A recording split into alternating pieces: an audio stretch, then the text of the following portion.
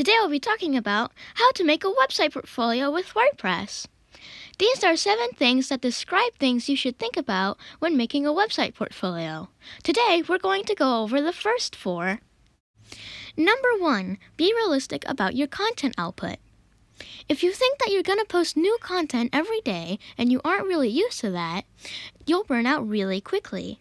If you've decided that you'll upload, say, new content every week, then a grid style theme will be good, as you're uploading often, so it won't look sparse.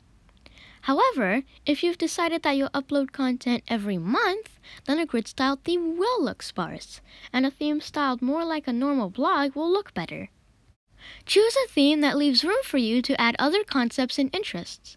If you say, for example, I'm going to make videos about my field trips called My Field Trips, the theme you choose should allow you to extend your website out into this My Field Trips projects, maybe by making another page or another category.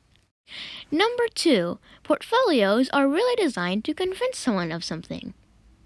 A website with a lot of content for your portfolio communicates to the viewer that you've done a lot of work. That communicates dedication, intention, ability to follow through, proof that you complete projects, as well as the quality of your work. Always remember, a portfolio is trying to convince someone of something. To convince them to hire you instead of someone else for a job, or select you instead of someone else for a scholarship, or select you instead of someone else to speak at a conference. Keep your view broad, but try to point people towards specifics.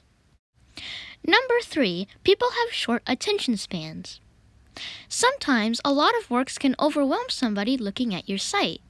Sometimes you want that because that is impressive, and that's what you're trying to do, impress somebody.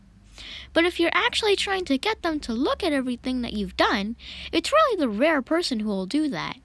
Most people usually only look at 1 to 3 items, and it's rare that someone will look at 4 to 5. So don't keep your best work buried.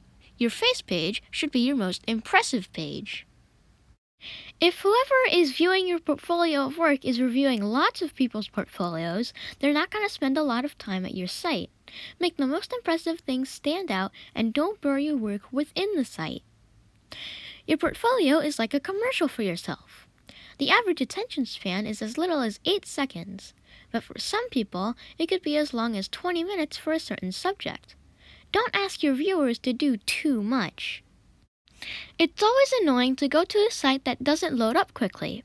Remember, people looking at your site are probably busy. Don't give them something that's going to slow them down, otherwise they might get a bad impression. That's not to say that you can't have a beautiful site loading with great stuff, but a fast-loading front page that shows off your best work is always a good idea. Number 4, put your best work forward. Have you ever clicked on page 2 of Google search results? Yeah, me neither. You don't go to the next page because you've gotten your fill of information from the first page. And it's the same with your website. People probably won't go to the next page because they're busy and they've gotten an idea of your content from the first page.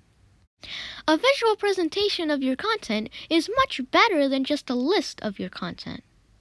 You can use screenshots to make your website more visual.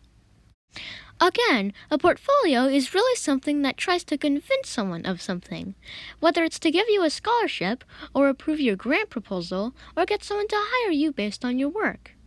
You're trying to convince someone to do something. So you always need to ask yourself, is this impressive to me? Just like a resume, you always want to put your best work forward.